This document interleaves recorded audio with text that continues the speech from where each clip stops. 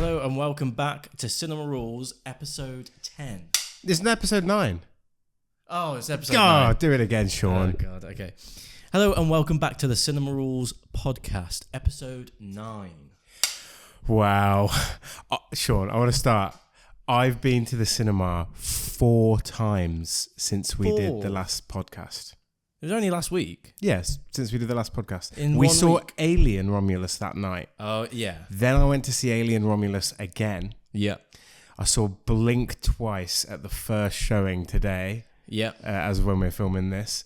And I also took my son to the cinema for his first little ever cinema trip. We watched Room on the Broom, mate. I have never heard of that in my life. It's like a 20-minute short. Oh, okay. Yeah. But it's such variation. And we started off with a dive back into the world of the xenomorph with Alien Romulus. Yes. I said it before, but it's such a cool title. What, Romulus? Romulus. Comes from Romulus and Remus, doesn't it? Romulus and the Remus. Roman myth, the foundation of Rome. And it's based on a spaceship called Romulus and Remus. Space Station, yeah. Space Station. Yeah. And I'm actually would be. Is the I'd company, be up for a film called Alien Remus. You know, that'd be pretty cool. Based on what happened on the that space station. Yeah. Yeah, but you can't just keep flitting back and Nah, forth that'd and be doing prequel, sequel.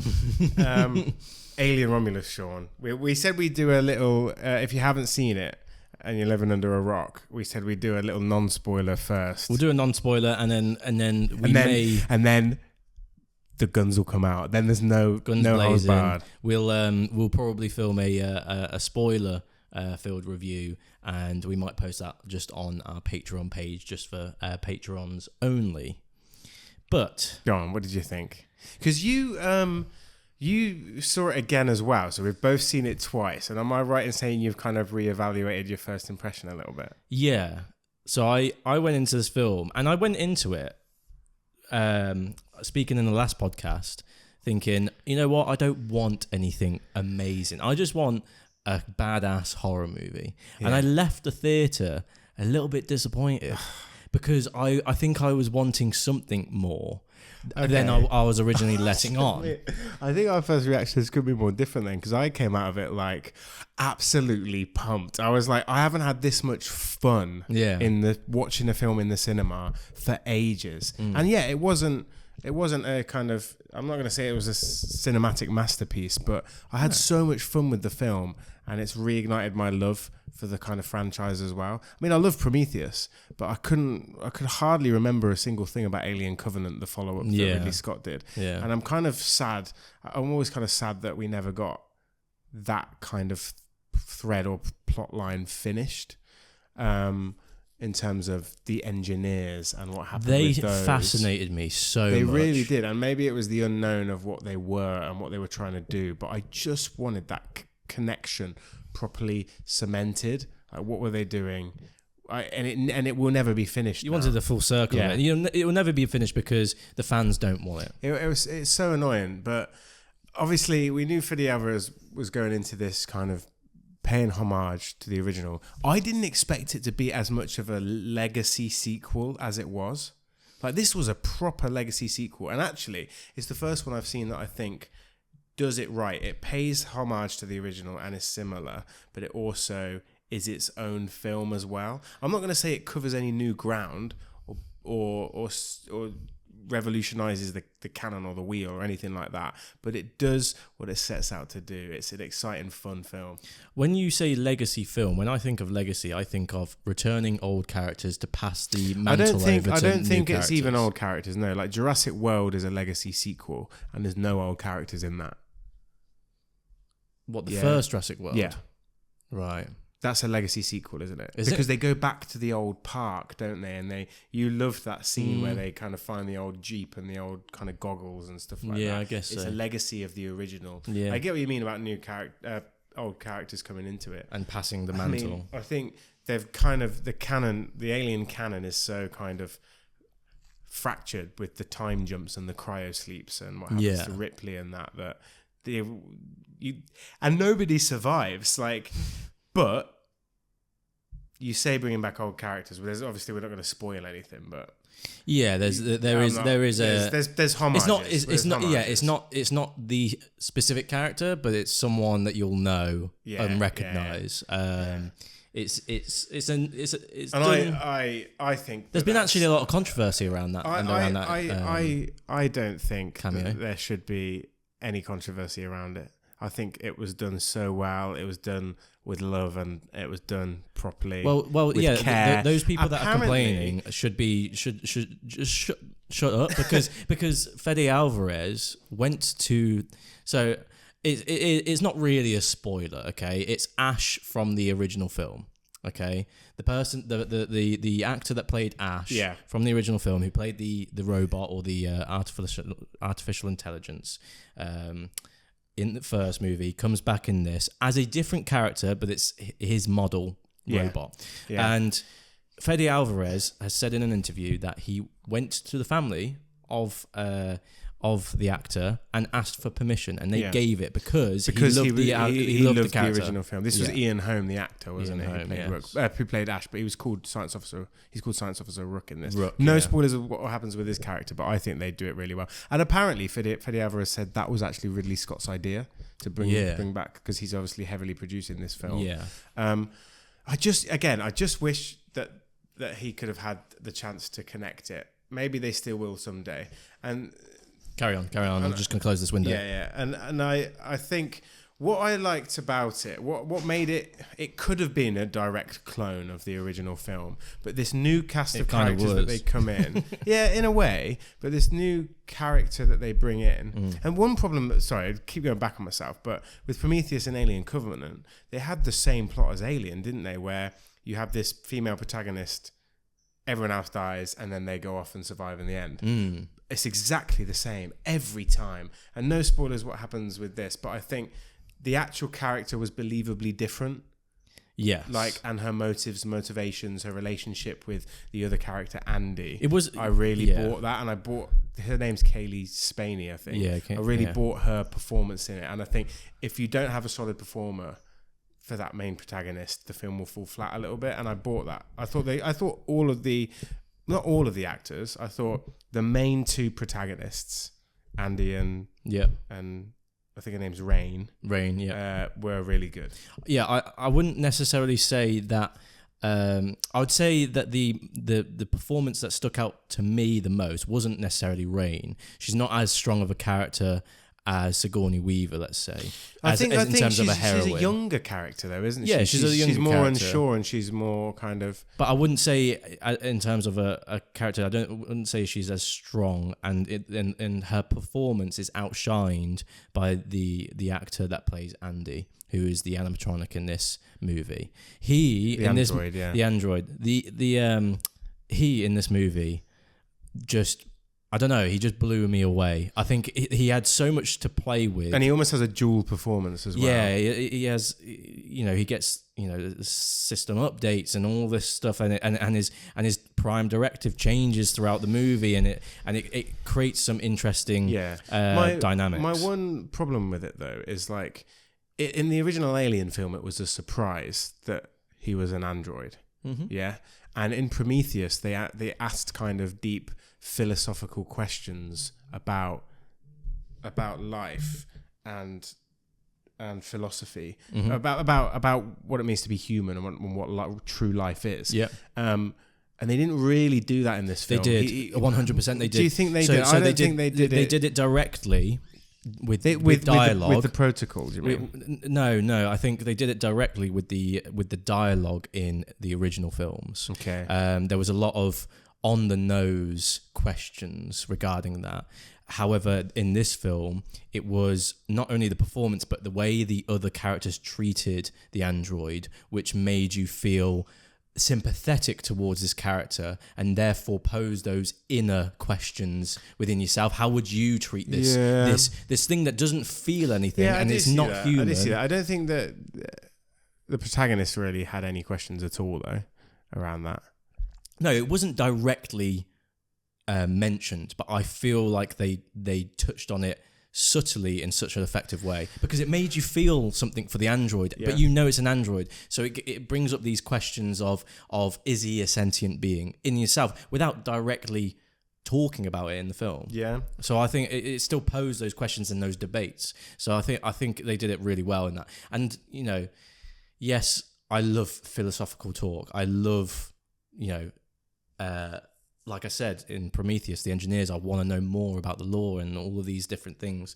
But I don't need it to be again discussed directly to me. Yeah, but then I question, and there's a YouTuber I follow that said this, is that does the film have anything new to say, or is it just a generic monster movie? Yeah, it doesn't have anything new to say. Yeah. And I said that in my Letterboxd review. I gave it a 3 to begin with. Yeah, because I was a little bit disappointed. I wouldn't give it that. I'd give it a 3.5. Yeah, I think when I first came out of it, I was so pumped up and excited. I was saying 4, but then I think I'd revise it to 3.5 after seeing it a second time. Yeah, same. Because it does become just not necessarily generic, but more of that cliche monster movie.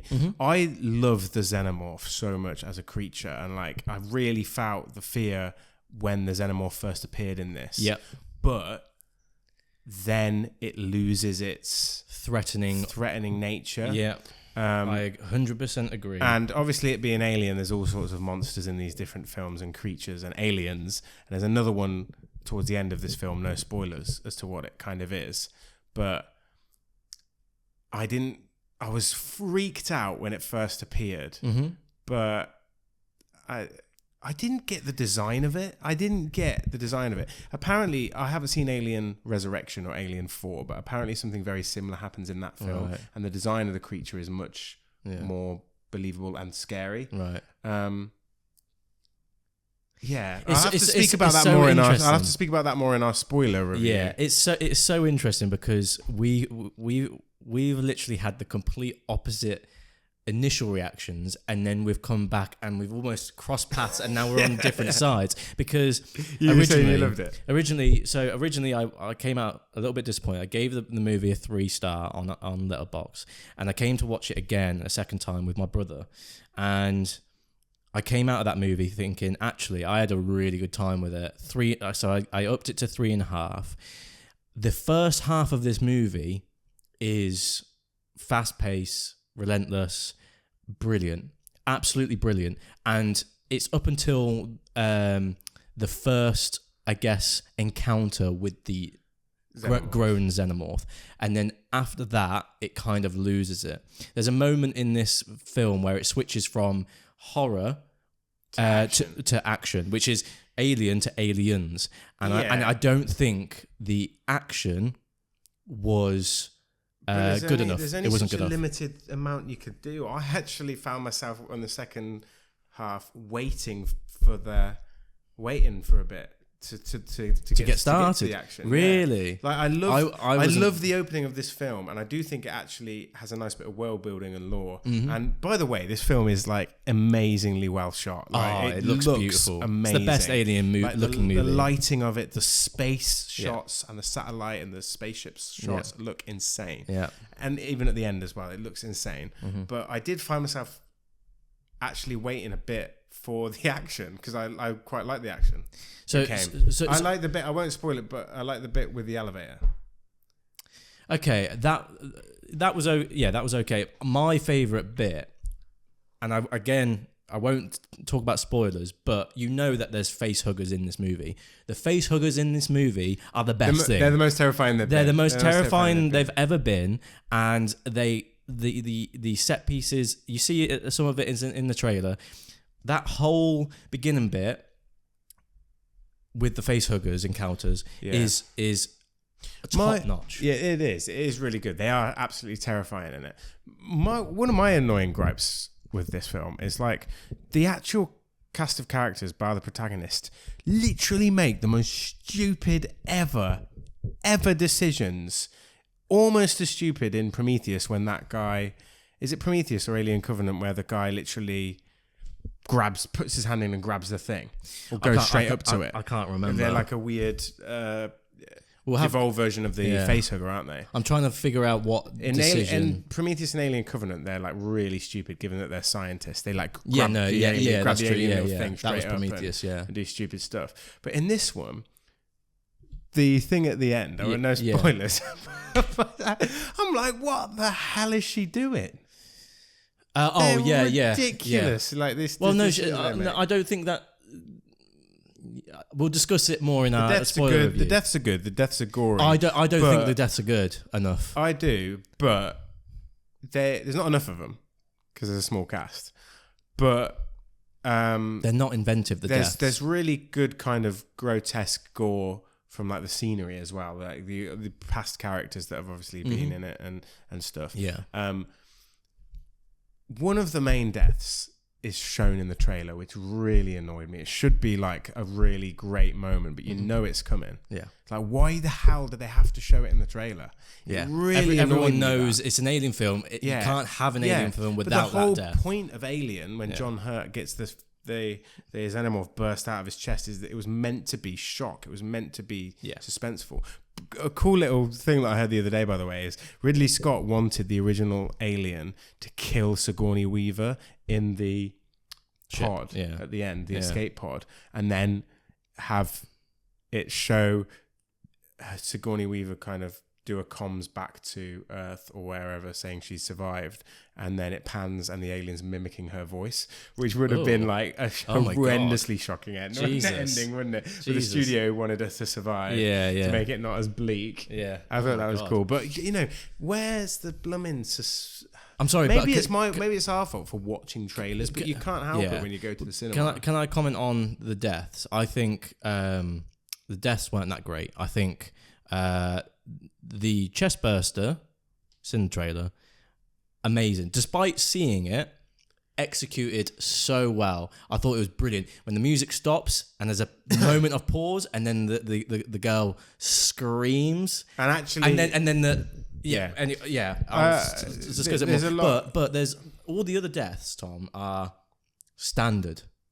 No, you've seen those deaths before in other Alien movies. There's no real standouts. Part of what makes the deaths okay in my eyes is that they're just animalistic brutality. They're just quick and that's it, because they can't be stopped. I watched Aliens last night, which I still haven't. Which you haven't seen. I know. We should definitely watch.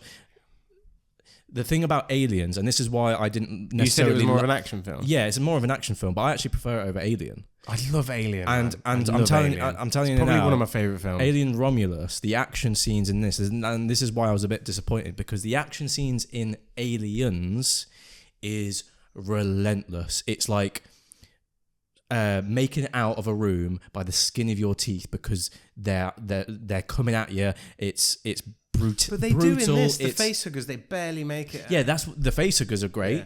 But the xenomorphs, no, because the action scene. When I talk about action in this film, I don't talk about the beginning. I'm talking about the gun moment. Yeah, that's the action scene. It's shockingly bad. The gun moment. Yeah, the gun moment with the xenomorphs. Yeah, but they wrote themselves into a bit of a corner with that because of something in the narrative that they can't use. It was poorly executed. It wasn't like adrenaline filled. It was like, oh, this is happening. Yeah. Oh, it's ended. Yeah. So I get that. My other big gripe, my gripe was with the kind of, what did I say it was with the characters, how they do stupid things. Yeah. I don't buy it narratively, but my other big gripe is I really just want them, and I kind of said this with my link to Prometheus, how I wanted them to bridge that gap, but I want the lore to progress a bit, not with the aliens. Mm-hmm. Necessarily, although I kind of did say that earlier, but just with Weyland Yutani and the world that they're in, like the company and the world that they're in, and hopefully, now that he's gone back and done his homage to Alien, I don't want a homage to Aliens, which Neil Blomkamp wanted to do, which he's kind of mentioned. This has a lot of homage to Aliens as well. I don't want a homage again to Alien or Aliens. I just want something in that world that's new, because it can be done, because Alien did it, and Aliens did it. Prometheus did it. Yeah, and I was watching an interview with Christopher Nolan where he said he actually really likes Alien, David Fincher's Alien 3 as well. Yeah, I haven't. I think I have seen that one. It's just Resurrection that I haven't seen. But to make comment on the last, I guess, 10 minutes of this movie. I'll speak loosely on it. At first, I didn't. At first, my reaction was, "What the? That's disgusting." And I was looking at everyone else, and everyone else around me were having the same reaction, and I thought that was good. However, yeah. When I came out of the cinema, I thought, again, I wanted the lore to be progressed a little bit, the story to be progressed a little bit. That didn't do that. It was just there to employ more scares, which is good for a horror, but not really for anything else. However, coming out of it the second time with my brother had a different perspective on it, and he said, because the xenomorphs in this movie, bar the introduction of the xenomorph, were not scary at all. He said the last 10 minutes were when he was scared, it was really effective. Yeah, it's only because... I guess it's new.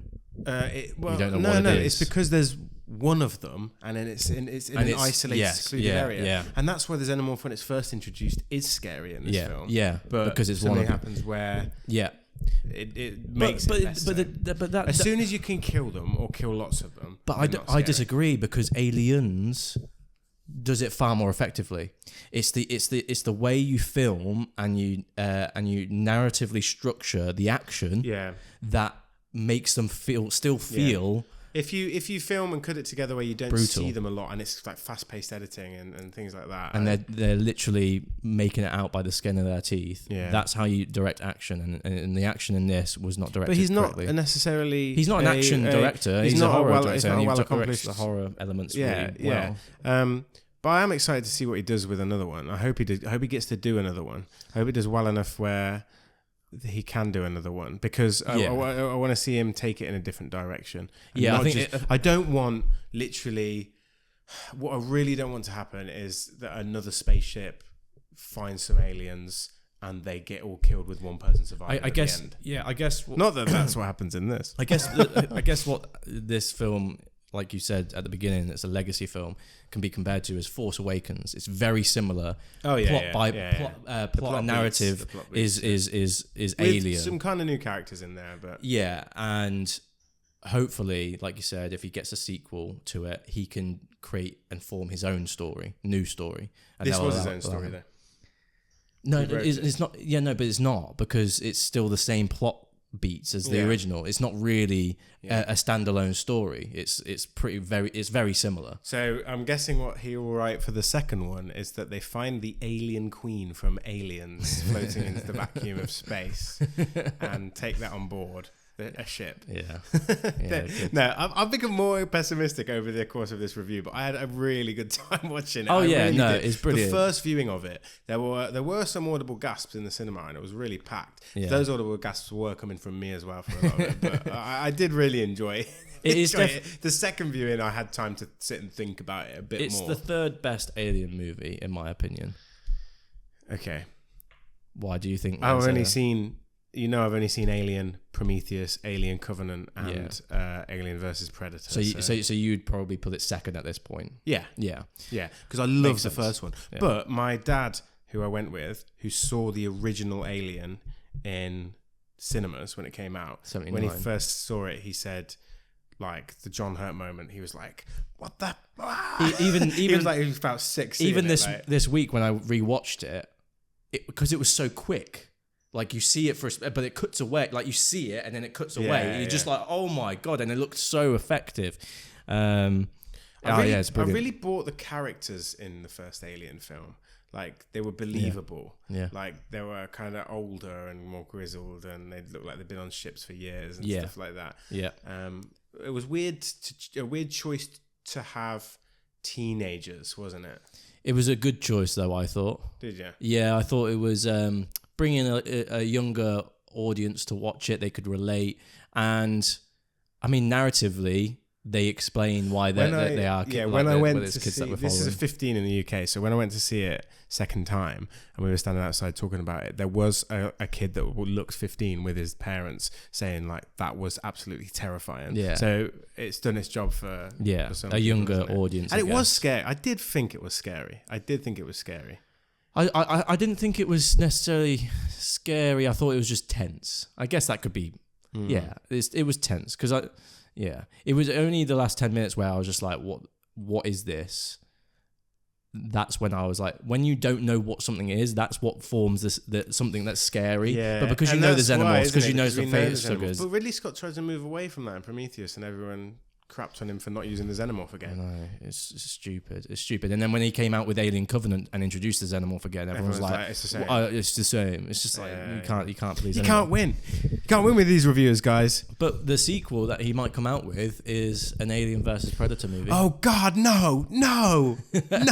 So someone asked him in an interview about Alien versus Predator, and his comments were, maybe it's something I have to co-direct with my buddy Dan, who did the Prey movie. Yeah, what's his name? Dan Trachtenberg.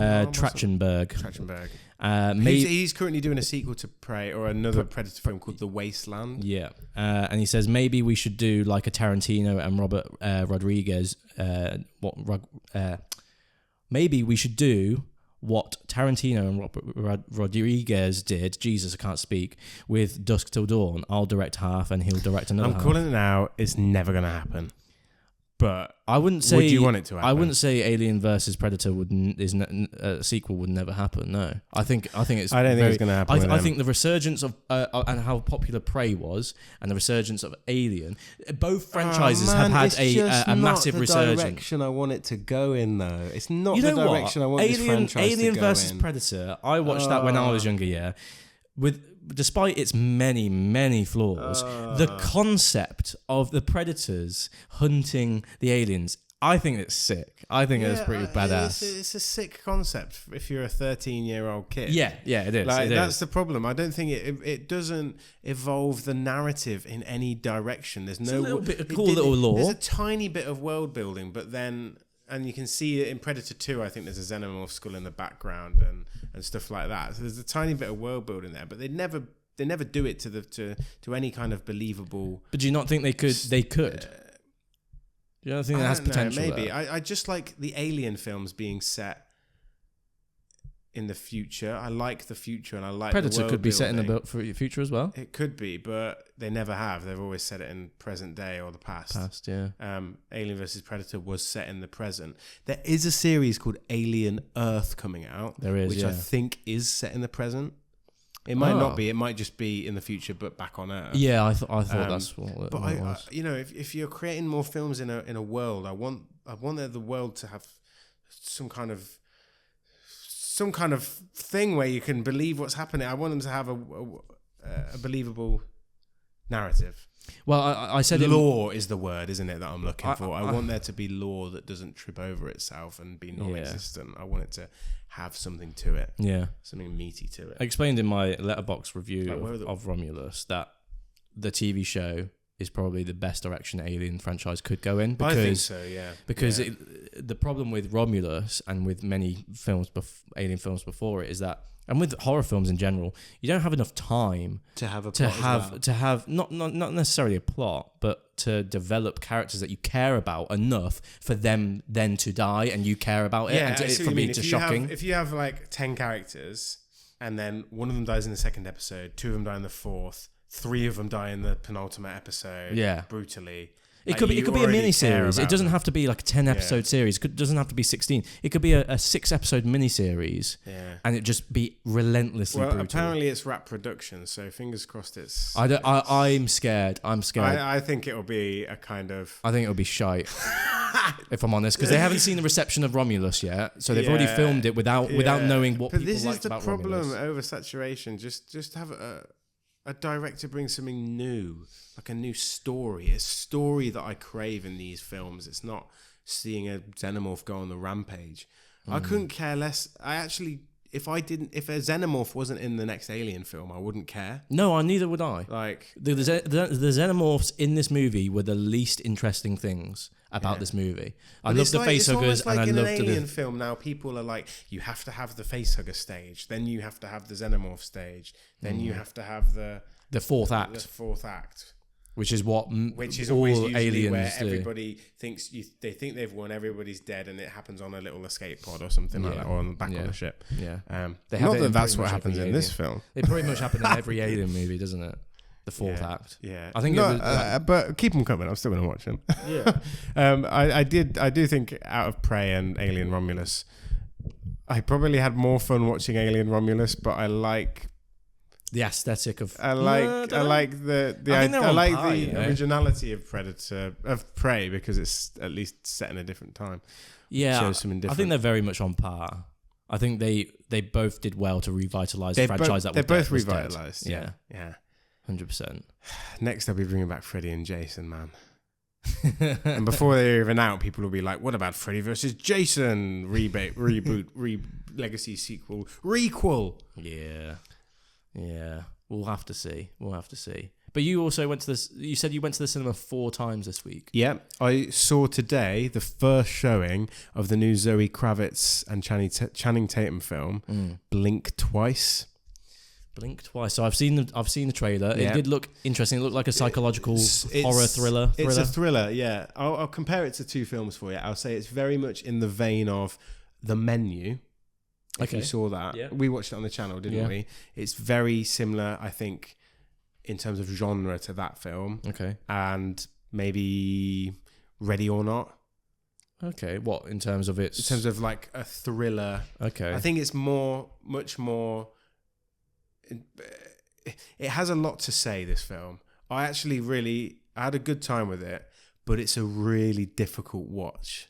It's a really, just thematically and what happens in the story, it's just really difficult. Like the subject content.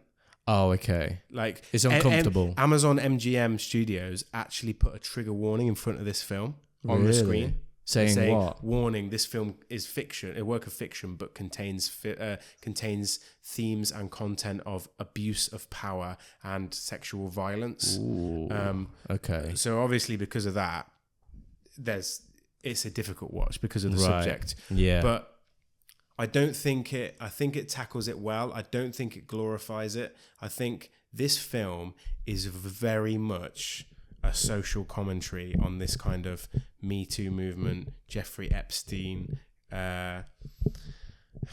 It's a feminist film, but I don't want to say that in a bad way. I think it's a good thing to say about the film. Yeah.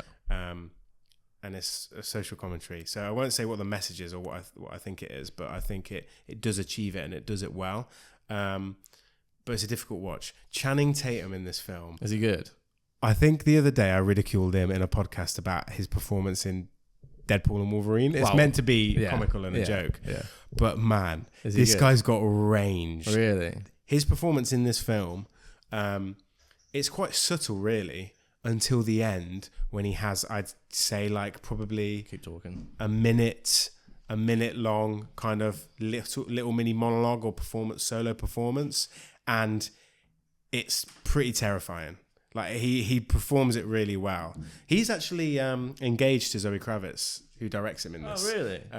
So probably that's why he's chosen. But because he disappeared for a while, didn't he, Channing? Yeah, I think he had a bit of a break and did bit parts in lots of things and just had fun with what he did. Yeah. But this is a far cry from his performance in like 21 Jump Street. Like it's different. Like he's a good comedic actor. Yeah, he plays a billionaire who owns this island, and a couple of women get invited to this island to spend time with this. I know they start forgetting things in the trailer. They start forgetting things. So I won't spoil it, but there's that kind of almost like the old school. That's why it reminded me of The Menu a bit, because it's a solitary place. It's all it takes part in one location. That was on an island, and that even was, I think in our review of it, kind of inspired by The Island of Dr. Moreau, that old kind of thrilling gothic tale where they're stuck on an island. So. It does seem eerily similar to things you've watched, but it's not copying anything. Okay. It's got its own message. Naomi Aki's the female actress in the film. She was actually in The Rise of Skywalker, which I completely forgot she was in. What's that film? She's like a resistance fighter or something like that rode the horses along the Skywalker's Rise. What? Yeah, something like that. But she was really good in it. I really bought her performance, and it's terrifying. I empathize with these characters. I think Gina Davis was in it as well, who was in The Fly, the woman in The Fly that gave birth to the giant maggot. But it was good. It was scary. I could imagine a certain audience member would find it even more terrifying than I would. But what would you rate it? I was thinking about it coming out of it, and I'd give it a 7 out of 10. I think it's nice, well shot, and I want to see it again just to see if I've got the kind of message of the film. How long was it? It is tense. It's an hour and 40 minutes. So is it worth the time? I think so. It felt a little bit long for me. I think some of it's a little bit repetitive, but I don't know whether or not that's actually intentional in terms of the kind of memory theme and the memory narrative. And like, it's quite bright, energetic film. I like the music choices. Yeah. And it is a kind of, something happens in this film. I won't spoil it, but I liked the choice of the narrative choice of where it went with the story. Okay. But as I said, you can't go into, it's only a 15. I cannot believe this film is a 15 and not an 18. Okay. Just because of what happens. Interesting. Like, yeah. Well, I don't want to spoil it. I won't spoil it, but I think it's definitely worth watching. And actually, this for me is another. I know we say it all the time, but this kind of fresh, new horror that we're getting lately with kind of people you wouldn't expect. I know people kind of criticize Zoe Kravitz a bit. She was Catwoman in the Batman, wasn't she? Yeah. For being a bit of a nepo baby and thinking, oh, does someone like that have something to say with a film, or are they just getting a platform based on who they are, right, and who they're related to? But no, I think that's wrong. I think she's definitely got a good message with this film, as any kind of good new up and coming horror director does. Okay. Like, you know, like the people we mentioned before, like Robert Eggers and Ari Aster and even Jordan Peele. This reminded me of Get Out quite a bit, actually. Okay. It reminded me of Get Out. Not just because it has a message as well at the heart of it, doesn't it? Yeah, it's worth a watch. I'd recommend everybody going to it. Just you know, get ready to have a relax after it, because you'll need to after watching it. Okay. It's heavy. Fair. Yeah. All right, I'm interested. I'll probably book my tickets. And you guys listening, if you've seen the movie, let us know what you think. Yeah, and Sean, blink just blink twice if you're being held captive. Okay, that's what they say, don't they? That's where it gets its name from. Oh, okay, I see. Oh, interesting. Yeah. Blink twice. Channing Tatum, mate. I'm never going to look at him the same way again. Oh, God. This is making me want to watch it now. But shall we go on to our last segment, which is Would You Rather? Would You Rather, the segment, guys, where Sean and me... Tom and Sean pose a question to each other. Would you rather watch, if you're stuck on a desert island, would you rather watch this film or this film for eternity? For the rest of your days. And if you want to up the stakes, it's either burn this movie and it never to exist again. Let's up the stakes. Let's burn it. Burn this movie. Yeah. Never watch it again. It does not exist.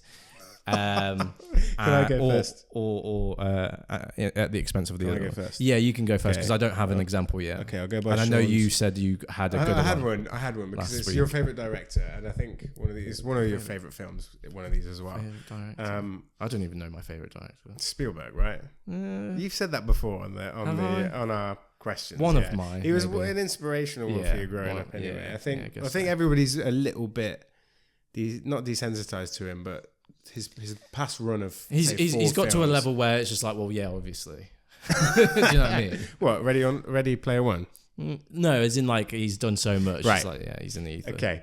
You're on a desert island, Sean. You have to pick one film to watch for eternity and one film to burn from the canon of film history. And you've got Spielberg's 2 films from the same year, Jurassic Park and Schindler's List. Oh my God. And I know, that's a bit of a horrible one for me to choose. It's so unfair because they're completely different genres. Same director, We're supposed to be doing the same genre. We didn't say that. We did. Rewind tape. Okay, do you want me? No, it's okay, fine. I can change it. I'll be generous. I'll go with this. I'll try and go with this. Okay. Jurassic Park is... Oh my God, this is so hard because Jurassic Park is such a fun movie.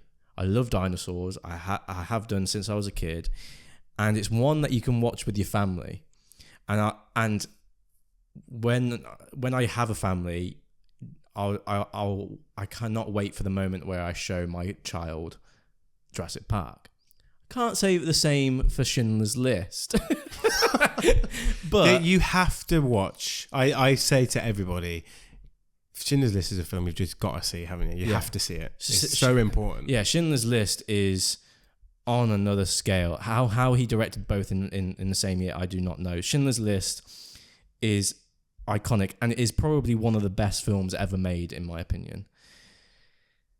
And it's so significant, and people need to watch it to understand what had happened. And whenever I think of whenever I think of that film, I cannot get John Williams' score out of my head. What, Jurassic Park? No, Schindler's List. It's such a hauntingly beautiful score. It is, and it's such a great performance from Liam Neeson of all people as well. Ralph Fiennes is brutal in it as well. Ralph Fiennes is very intimidating. He's just a psychopath in that film, and I do love a sad movie. I love watching it, and I might watch that film again sometime soon. But sorry, Sean. But I'm gonna have to burn one, and I'm gonna have to. Is this burning Schindler's List and nobody has any knowledge of it? Yeah. I can't do that. I can't do that with such a significant movie. I've kind of forced you into a corner there. You have. What either I destroy my moments with my future family, or I destroy humanity. So I'm going to have to burn Jurassic Park. Last minute change then, real quick. Okay. I'll swap out for you Jurassic Park to another Spielberg monster movie, Jaws. It makes no difference. Jaws, it's still the same argument. Jaws, swapping Schindler's List for Jaws. Oh, sorry. I thought you meant swapping Jurassic Park for Jaws. No. So Jurassic Park or Jaws? Oh, yeah, that's a good one. That's more difficult, so good. That's such a good one. Oh, it's an impossible question to answer in such a short time.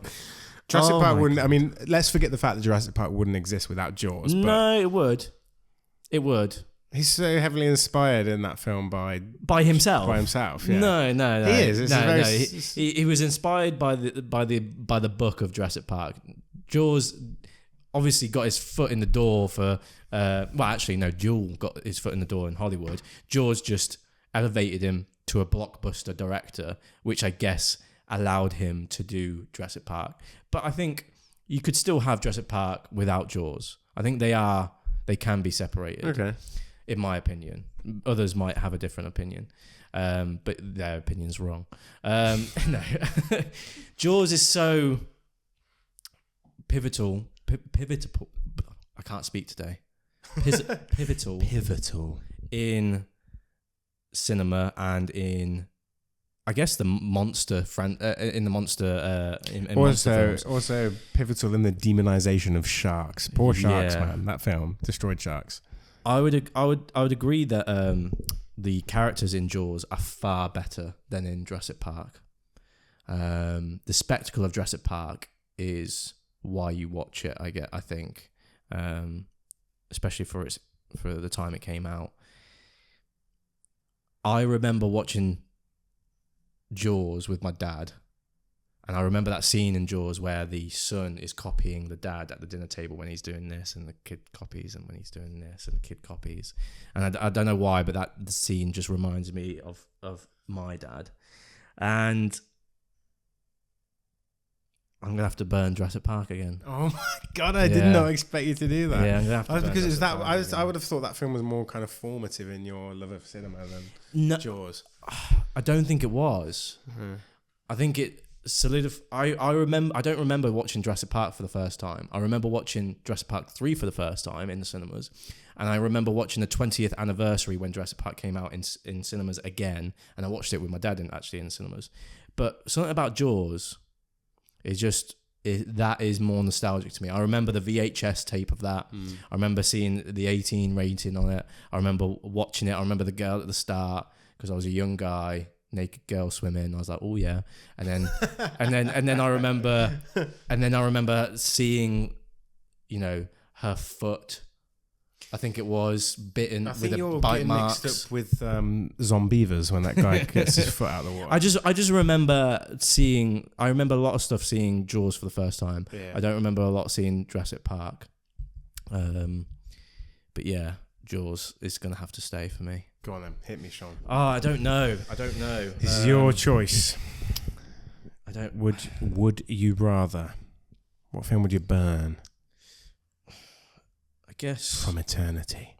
I guess from the film canon. Okay. Go on. Interesting. I don't want to do a singular movie. I want to do a franchise. Oh. Okay. Because both franchises kind of took the same trajectory. Thank you. I can't fucking speak today. Is this where you're going to say they've been over... They started off really well. To death. They started off really well and then kind of just tapered off. Okay. So, burn which franchise?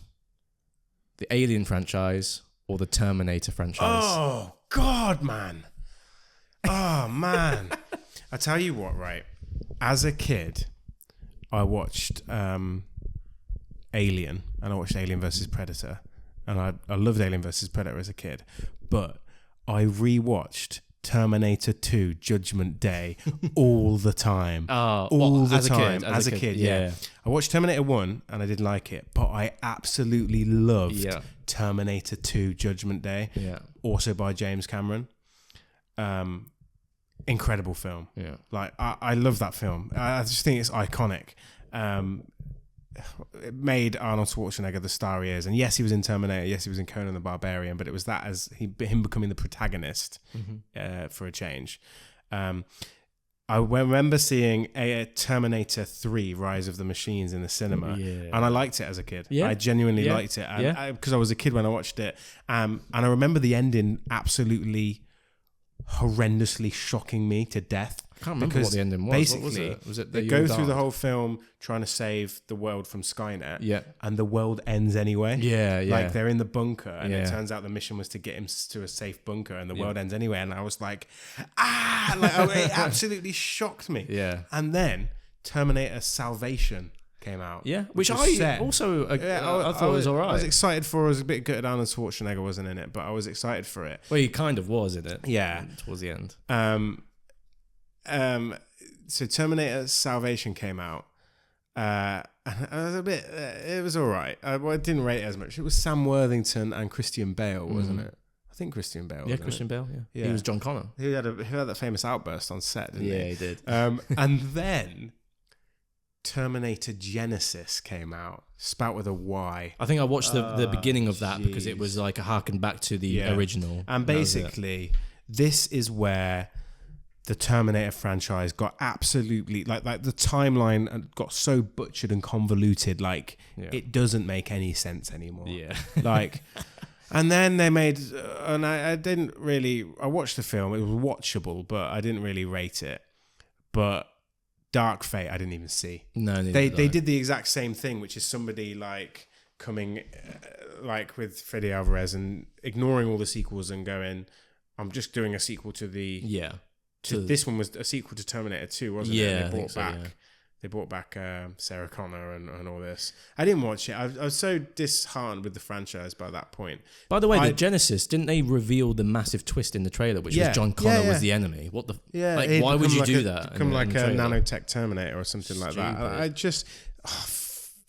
I could swear about it so much, the fact that they take these franchises and someone I really rate on YouTube, a film pundit said, we have reached the stage now where what used to be the case, someone like Ridley Scott would make a film like Alien, or George Lucas would make Star Wars, and they would be inspired by literature or music or history. They'd be inspired by culture. They'd be inspired by lots of different things, right? Even philosophy. But now we've got to the stage where filmmakers are just inspired by the films that they've seen as kids, and they're just remaking the same films. That's what has butchered the Terminator franchise, the Jurassic Park franchise, Star Wars, Predator, and to an extent, because there was a film called The Predator. There was a film called Predator and Alien. That's what's happening. Nobody's inspired to make an original story. And arguably, Star Wars was never original, things like that. But they took something and put it in an imaginatory setting. So In answer to your question, Sean, I'd still say the Terminator franchise over Alien. Wait, was it Alien? Yeah, Alien. Oh, I thought it was Predator for a minute. Bearing in mind you haven't seen Alien 2, which I prefer over Alien, and I think you will absolutely love Alien 2. Oh God, I just love this boils down to, for me, which film I like better, Alien or Terminator 2 Judgment Day. And I'm going to have to stick with my boy Ridley Scott and save Alien over Terminator 2. As much as I love Terminator 2 as a film, I just think Alien is a masterpiece. It will be interesting to see if, I guess your opinion will stay the same once you see Aliens as well, because it's still it is highly regarded as one of the best sequels ever made. Yeah. So, when I rewatched Alien this week, I was kind of like, I was watching most of it, but then I was like, you know, is that because you've seen it so many times? Not necessarily. I hadn't seen it in a good while. I couldn't really remember much from it. But when I then watched Aliens, mate, phone was in my pocket. I was like glued to the screen. I was like, this is... Yeah. I'm gonna go through Alien 3 and Alien Resurrection. Yeah. Go through all of them. But apparently, I only literally found out there's an Alien vs Predator 2 the other day. Yeah, Requiem for a Dream, innit? Apparently, it's absolute trash. I've seen it. It is bad. I've only seen the first one. You can hardly see anything. It's too dark. Yeah. But yeah, I haven't seen those in a while. I remember liking the first Alien vs Predator. It was kind of cool. But you don't get films like The Thing without Alien. Yeah, I mean, in a way, the Alien was inspired by The Thing from Another World, anyway, wasn't it? To be fair, you don't get Terminator without Aliens, because I remember watching Aliens. But didn't James Cameron do Terminator first? Terminator was 1984. Maybe he did. I think. Oh yeah, sorry, he did. Sorry, yeah. You don't get Aliens without the Terminator. I meant to say. But you arguably don't get Alien. You don't get Terminator without the Xenomorph, because it's a destructive machine that never stops. Yeah. And I think it's crazy because I was watching Aliens, and the score of the Terminator is so clear in Aliens. You know not that. Sorry, I meant like the like the clanking of like metal. Oh yeah, that you just hear in all Terminator movies. That's just blatantly in Aliens. But you can also see, and it's insane for me to watch Aliens back, because I don't think I've seen Aliens since I was a kid. How much you can see Avatar in Aliens. Really? Well, is it the set on the ship? Do they have they have mech suits, don't they? There's mech suits there. Just the style of the ships, look of the ships, the look of the cargo bay. Are there Marines in it? The Marines play a part because they're in Avatar. I just kept looking at Aliens and I was thinking Avatar. Yeah, I mean James Cameron's films, they all are quite similar, apart from Titanic, which seems to be the one that's the odd one out of it. Yeah. But I wonder what he would do with a franchise like Alien, because he took it in such a different direction with Aliens. I wonder where he would take it. I couldn't imagine him doing it as a horror. Going back to that, because he's not really a horror director, is he? No. He hasn't really done horror. He's only done more action. Apparently, there's a cut of Alien 3, David Fincher's, that's a bit closer to what his vision was. The studio were like harassing him at the time. They were. But yeah. Anyway, the Cinema Rules podcast episode 9 comes to a close, Sean. We've ranted about Alien for ages. Double figures. Oh yeah, number 10 next week. Yeah, episode 10 spectacular. Should we do something interesting for episode 10? I wonder. We'll have a think. Comment down below what let's know what we should do. See in our double figure special. But yeah, thank you for watching this Alien, I guess, special. Alien special. Go see Blink twice as well. Go see Alien Romulus. Go and see Alien. Go see Aliens. And don't forget to like and subscribe. Follow me on Letterboxd. Follow Tom. I'm going to start a Letterboxd. I'm going to start a Letterboxd as well. And we'll see you in the next episode. See you next time. Cheers.